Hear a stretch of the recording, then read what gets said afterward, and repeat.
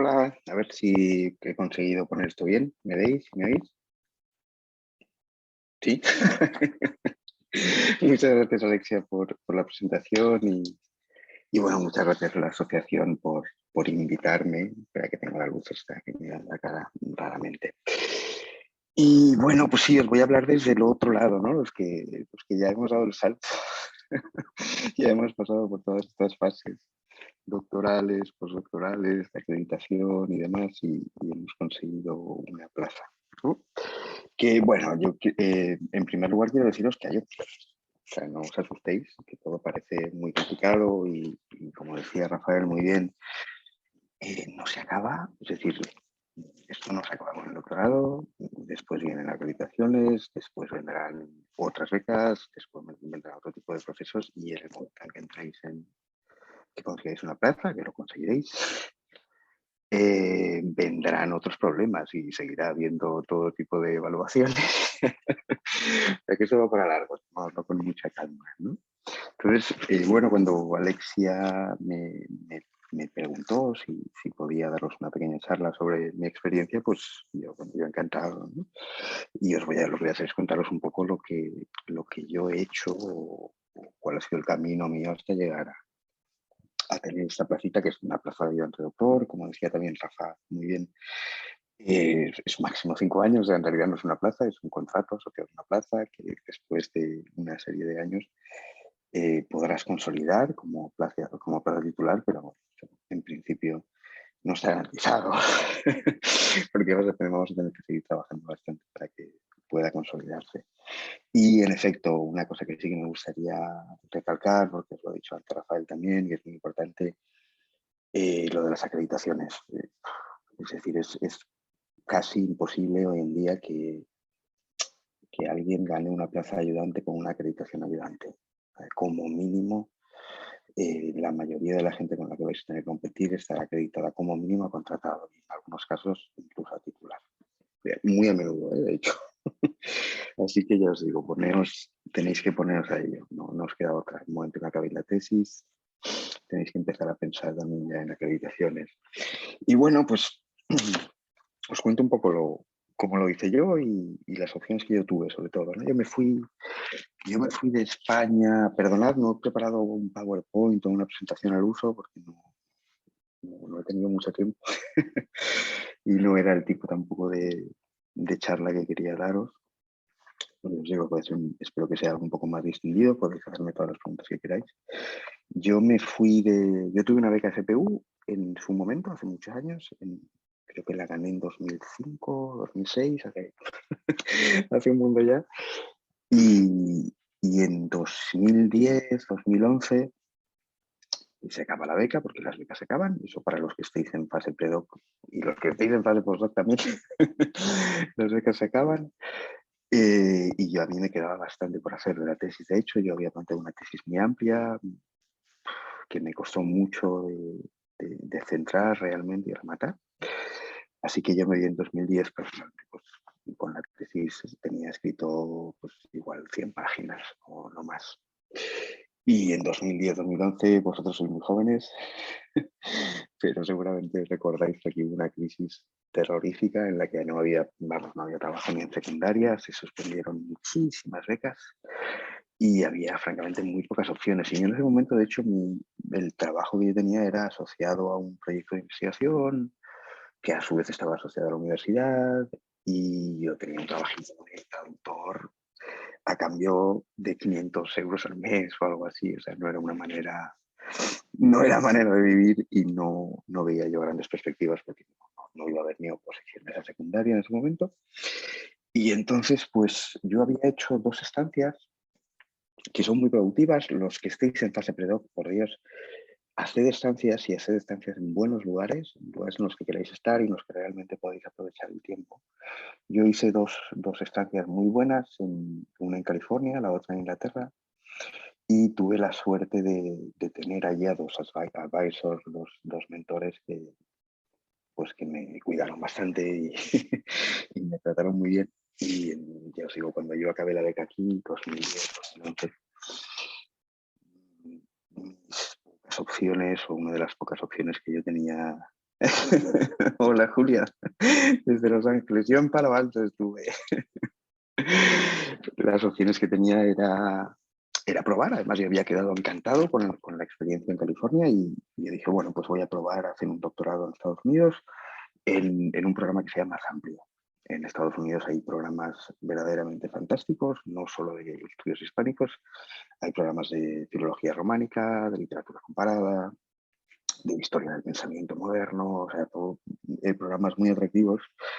Así que, pues, precisamente con la ayuda de los dos señores con los que ya había estado en las estancias, que uno era Juan Ramón Resina en California y Edwin Williamson en Oxford, pues me hicieron unas cartas de recomendación preciosas y tuve la suerte de entrar en varios programas en Estados Unidos, en Johns Hopkins, en el de Románicas, en el de Comparada y de Hispánicas, en Stanford, y en el de Yale, que el de Yale también era un programa bastante diverso que se podía llevar hacia Comparada, que es lo que yo hice.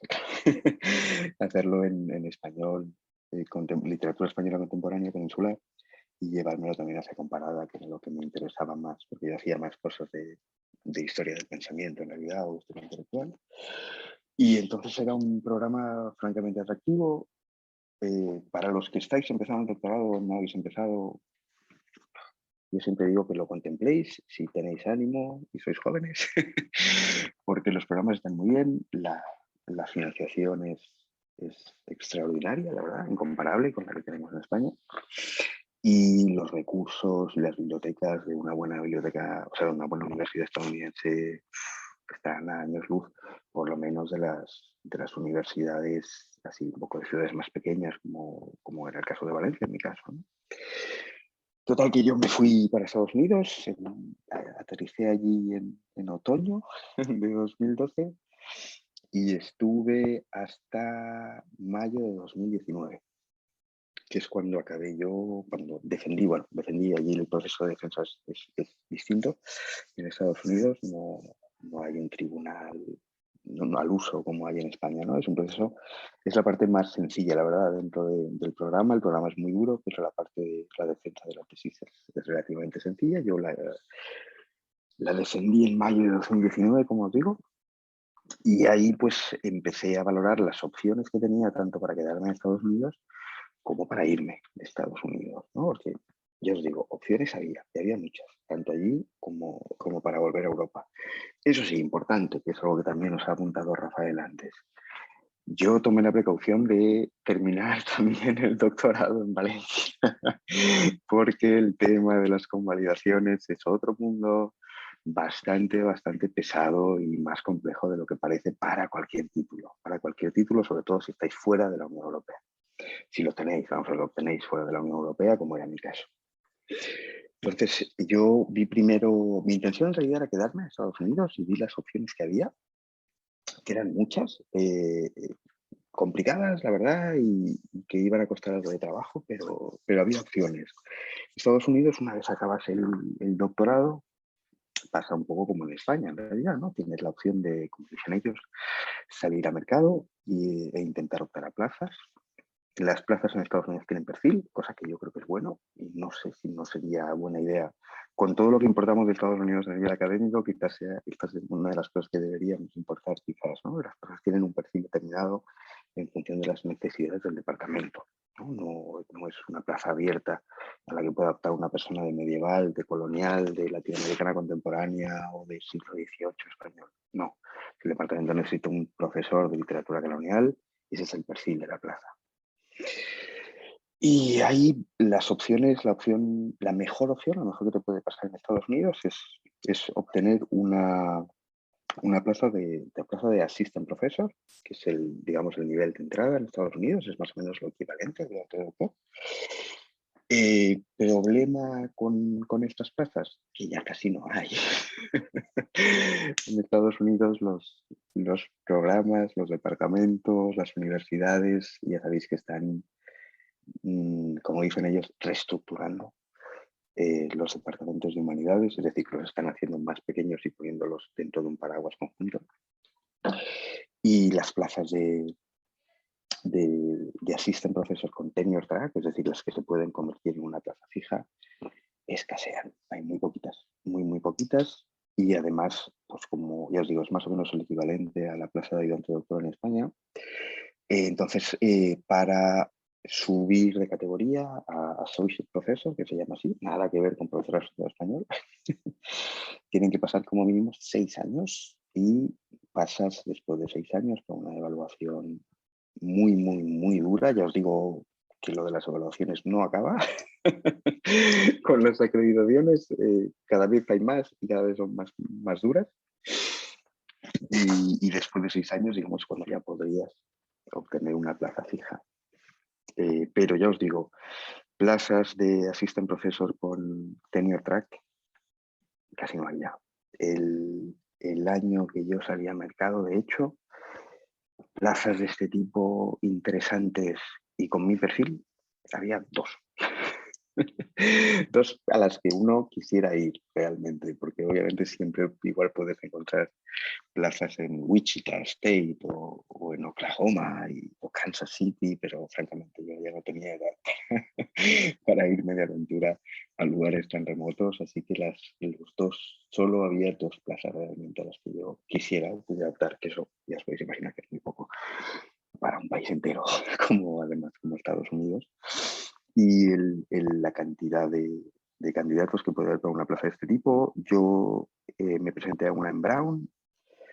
Creo que hubo 250 candidatos para una plaza de peninsular moderna. Para que os hagáis una idea de la dificultad, ¿no? de este tipo de plazas. No ya solo escasear, claro, de hecho por el propio hecho de escasear, la cantidad de candidatos que se presentan es verdaderamente abrumadora. Y los procesos, a veces nos quejamos de los procesos en España, los procesos de selección en Estados Unidos sí son completamente opacos. No hay baremos y no hay un listado de méritos, no hay una puntuación oficial, nada parecido, ¿eh? O sea, te llaman o no te llaman. Esa era una de las plazas. Ahí, además de esa plaza, yo recuerdo que se presentaban 2 profesores que yo conocía que estaban en universidades un poquito más pequeñas. Brown es Ivy League y es una universidad de mucho prestigio en Estados Unidos, pero ahí se presentaban profesores que estaban de associate prácticamente ya o estaban a punto de obtener el tenure en otras universidades. Así que era muy complicado. Está muy cara una plaza con tenure track en Estados Unidos. La otra opción, de hecho, que yo tenía y que yo contemplé era Northwestern, que es una muy buena universidad también, no tan reconocida quizás como Brown, pero muy buena universidad, que además está en Chicago, que eso es un plus. Ya sabéis que en Estados Unidos hay muy pocas ciudades grandes, o sea, muy pocas ciudades de más de 1 millón de habitantes, y la vida allí puede ser un poquito aburrida si acabas en poblados excesivamente pequeños y excesivamente alejados de todos, ¿no? En Northwestern tampoco, ahí me descartaron al final por sin explicaciones, ya os digo, también. Me enteré posteriormente de cuál era la explicación. Era una locura auténtica, pero bueno, ya os digo, esa es una de las opciones. Es muy compleja, ya os lo digo, las opciones que yo tenía, digamos, tener un tenure track en una universidad en la que realmente quieres estar, porque te permite investigar. Y sabéis que además en Estados Unidos hay varios tipos de universidades y muy pocas, en realidad, son universidades de investigación. La mayoría son universidades orientadas únicamente a docencia. Las que realmente tienen medios y recursos para investigación son poquitas. Y entonces las plazas para las universidades escasean y son muy difíciles de conseguir. Después hay otro tipo de contrato que es bastante más factible y ese que se puede conseguir fácilmente, que es un visiting assistant professor. El problema de este contrato, obviamente no tiene tenure track, es decir, no hay camino para que eso se convierta en una plaza fija. Son contratos temporales, a veces pueden ser de 1 año, de 2 o de 3, y el salario es mucho más bajo. Pero esas son relativamente fáciles de conseguir, o sea, relativamente, hay también mucha competencia, pero esas son más factibles porque evidentemente no son tan competitivas, ¿no? Otra opción que había en Estados Unidos, que era muy buena, era obviamente becas postdoctorales de Estados Unidos. Para los que estéis allí o para los que queráis ir, tiene una oferta de becas postdoctorales tremenda, ¿no? O sea, las propias universidades tienen sus becas postdoctorales en unas condiciones maravillosas las tiene, hay también a nivel nacional, también hay a nivel estatal, es decir, hay una cantidad de opciones francamente interesantes. Yo estuve mirando dos en concreto, las escribo por aquí. Una es la de los Fellows, que era para Columbia, 3 años, un sueldo astronómico y Nueva York. Problemas tipo de becas, pues que obviamente se presentan miles de candidatos, porque ya sabéis que siempre habrá más becas postdoctorales para disciplinas técnicas que para humanidades. Eso ya sabéis que estamos decreciendo en todas partes, en realidad, ¿no? Pero la hay. Y la Mellon Foundation, que también es una especie de fundación filantrópica que le da una cantidad de dinero indecente a las universidades. Yo tuve una Mellon, de hecho, por un año. La Mellon tenía también una cosa en Stanford que estaba muy bien. ¿Vale? O sea, para que veáis, ¿no? Esas son como las grandes opciones de mejor nivel que tenéis en Estados Unidos al acabar, o que yo tenía en Estados Unidos, bueno, tenía, o sea, a las que podía optar y ser rechazado, ¿no? Pero que esas opciones estaban. Después estaba ya os digo, el Visiting Assistant Professor, que son contratos temporales, pero que están muy bien, porque es una cosa que os decía también Rafael antes, y que es muy importante, sobre todo para los que estáis en fase postdoctoral, la docencia. Las acreditaciones, os lo decía él muy bien, a partir de contratado doctor os van a exigir un número bastante alto ya de horas de docencia. Que no sé si creo, Rafa, corrígeme si me equivoco, creo que has dicho 450, 500, creo que iba la cosa por ahí. Son muchas horas. Eso son muchas horas de clase. Entonces, gracias, eso es, 450. Entonces, era una buena opción. Porque en Estados Unidos no hay acreditación de por sí, pero la docencia también cuenta a la hora de obtener una plaza. Es decir, van a mirar que realmente tienes experiencia docente. Si no, pues estás descartado normalmente también, por muy buena que sea tu investigación, que es un poco lo que está pasando con las acreditaciones, ¿no? Que puedes tener una investigación maravillosa, pero igual no llegas a no has tenido oportunidad, muchas veces ni siquiera oportunidad de dar clase y no tienes las horas requeridas para tener una acreditación, ¿no? Bien, y yo tuve una cuarta opción, que era una muy buena opción, y es que directamente Yale a mí me ofreció extenderme el contrato y dar clase, por lo menos la oferta quedó así un poco en el aire, pero en principio iban a ser más o menos 2 años, 1 año o 2, si yo quería, si ellos querían, y de nuevo eso era muy buena opción porque me iban a hacer un contrato de docencia, sobre todo, ¿no? Entonces era muy buena opción para ir acumulando horas y poder salir al mercado después. Otra cosa importante en Estados Unidos, no os he dicho antes, el programa doctoral, para los que estéis en Estados Unidos lo sabéis, implica docencia también. Yo estaba dando al equivalente en torno a 8 o 10 créditos anuales durante 4 o 5 años. Eso a mí, por ejemplo, ya me salvó la acreditación a contratado doctor. Yo ya volví con foros de docencia de sobra, ¿no? Cosa que en España no es así. Los que estáis de predoc ya lo habéis visto, que alguna oportunidad de docencia hay, pero poca cosa, y por algún motivo que yo no entiendo, a los postdoc se les dan muy pocas oportunidades de docencia cuando realmente lo necesitan. Porque no solo para la acreditación, también para la plaza. Hay una parte, si optáis una plaza de doctor, hay también un apartado que creo que llega con, no sé si son 30 puntos en total para la plaza, que es formación y docencia. Entonces, eso tenedlo muy en cuenta, por favor.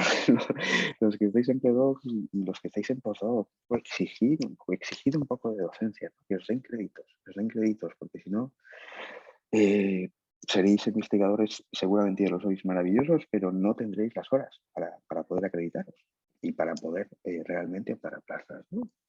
Total, esas eran mis opciones en Estados Unidos. La más viable, obviamente, era quedarme en Yale un año o 2 más. Pero bueno, yo no soy muy bueno planeando mi vida académica y bueno, la verdad es que estaba un poco harto de estar en Estados Unidos, llevaba 17 años. La verdad es que solo tengo buenas palabras para la universidad, incluso para la ciudad, que es New Haven. Ahora la he hecho un poquito de menos y todo, cuando estaba allí no tanto. O sea, no la echaba de menos porque estaba allí, pero vamos, que tenía ganas de irme.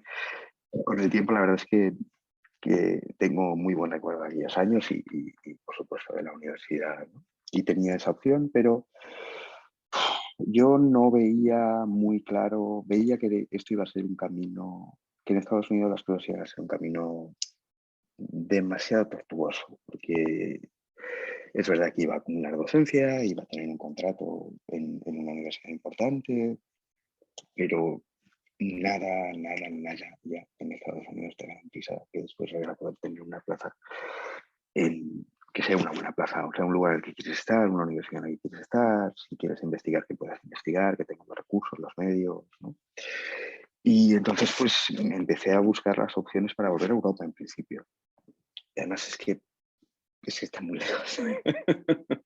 También es que está muy lejos, ¿no? Y sobre todo si no, supongo que si vives en Madrid, Barcelona, París, ¿no? Ahí siempre hay vuelos directos, pero yo recuerdo que para mí cada viaje de ida y vuelta, y no os exagero, probablemente eran 15 horas, ¿no? Porque tenías que ir de Valencia a un aeropuerto que volara internacionalmente, o sea, cualquiera vuelos transatlánticos, y después el camino de Nueva York o de Boston hasta New Haven eran 4 horas en furgoneta.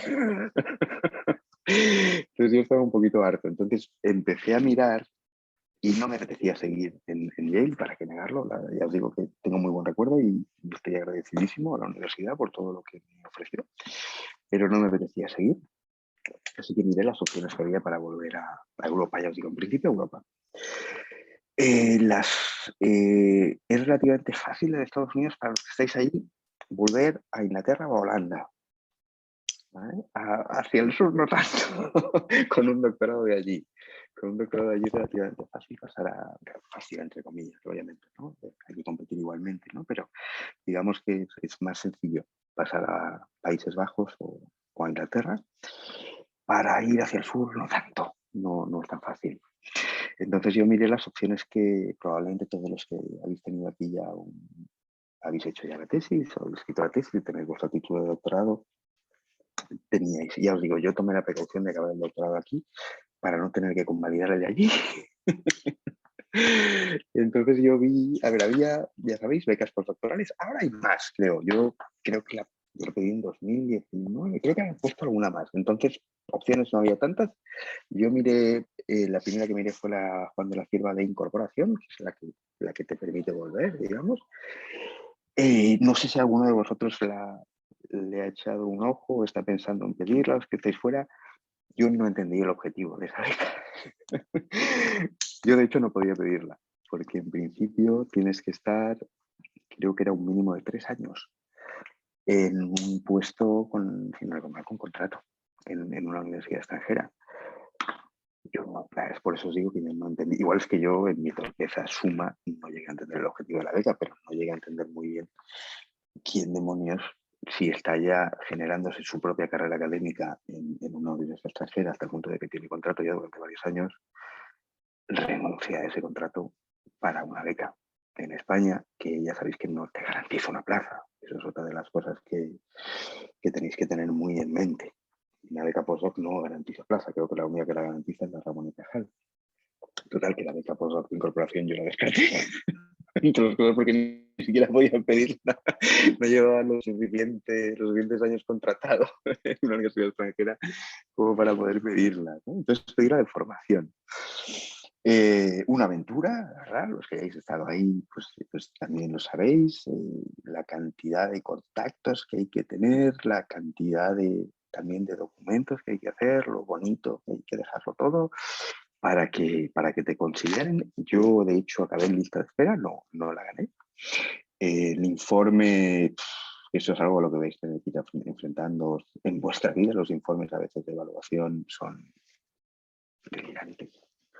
Una de las razones de peso que ponía el informe para rechazarme a mí, para denegarme a mí la beca, es que yo no tenía suficiente internacionalización. Y dije, vale, solo llevo 7 años en Estados Unidos.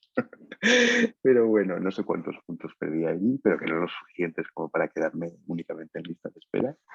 Esa es una de las opciones, pero ya os digo, eso para volver también había opciones, esa era una de ellas. Otras opciones, obviamente, era universidades privadas. Yo tuve relativa suerte porque casi nada más volver me contrataron en una universidad privada en la que pude estar un añito en muy buenas condiciones. Me hicieron un buen contrato, la verdad, un contrato casi completo, como además estaba acreditado, me lo contaban como un plus a nivel de salario y de condiciones, es decir, de peso docente. Ya sabéis que esto también influye para la docencia. Y estuve un añito ahí, un añito y poco, la verdad, en esta universidad, que estuvo muy bien. Esa era la otra opción que ya os digo que es viable, tanto para los que estáis aquí en esos momentos de impasse o para los que queráis volver. Es una opción. Y por último, ya sabéis que están las opciones de universidad pública. En universidad pública, lo lógico, digamos, en mi estadio ya vital informativo, era ir a por una beca a una plaza de ayudante de doctor. También está la plaza de asociado. Eso es otro mundo. Espero que hagáis algún día también una sesión de esta. Pues, los coordinadores sobre las plazas de profesor asociado, que también es un fallo importante. Pero bueno, es una opción. Lo que pasa es que requiere de toda una serie de requisitos un poquito raros, porque son plazas no pensadas para gente de la universidad en realidad. Y por último, ya os digo, la opción que yo tuve, ya os digo, al año más o menos de haber regresado, yo tuve la opción, salieron plazas de ayudante doctor en Valencia. Y bueno, pues yo tuve la suerte, yo sé que hay baremos y que en principio, claro, todos básicamente tenemos ya cierto nivel de formación y cierto nivel de publicaciones, proyectos de investigación, idiomas, títulos, docencia. Bueno, estamos todos sobrecargados, ya estamos todos sobrecualificados a partir de cierto momento, ¿no? En cuanto acabamos el doctorado casi, ya para que estamos sobrecualificados. Tuve la suerte de ganar una de estas plazas y me pude reincorporar a la Universidad de Valencia, que es de donde había salido pues unos cuantos años antes. Esto fue 2020, si no recuerdo mal, verano de 2020. Y desde entonces he estado aquí y, bueno, puedo decir, malas noticias, que la cosa no mejora. Que la cosa no mejora mucho. La carga docente es altísima, en realidad. Eh, la dificultad para investigar es evidente, porque si tienes que dar 24 créditos al año, simplemente con las clases, la preparación de clases, las tutorías, la dirección de trabajos de máster, de grado, tiempo para investigar, lo tenéis que sacar debajo de las piedras. Si queréis preparar bien las clases y demás, claro, si no, hay cada uno, ¿no? Pero si queréis preparar bien las clases, el tiempo de investigación se reduce y entráis en otra fase, para que aún os queda. Gracias a Dios, que será la fase de, como decía antes Rafa también, de promociones internas, ¿no? De pasado de ayudante a contratado. Yo soy de los que está con una plaza superior, una acreditación superior a la plaza que tengo, porque no se promociona directamente. Tienen que pasar un mínimo de 3 años, si no recuerdo mal. En España, gracias a Dios, están recortando el proceso, o sea, recortando el tiempo, porque te dan un contrato de 5 años, pero creo que a partir del tercero ya puedes pedir promoción, si estás acreditado a otra categoría superior, obviamente, ¿no?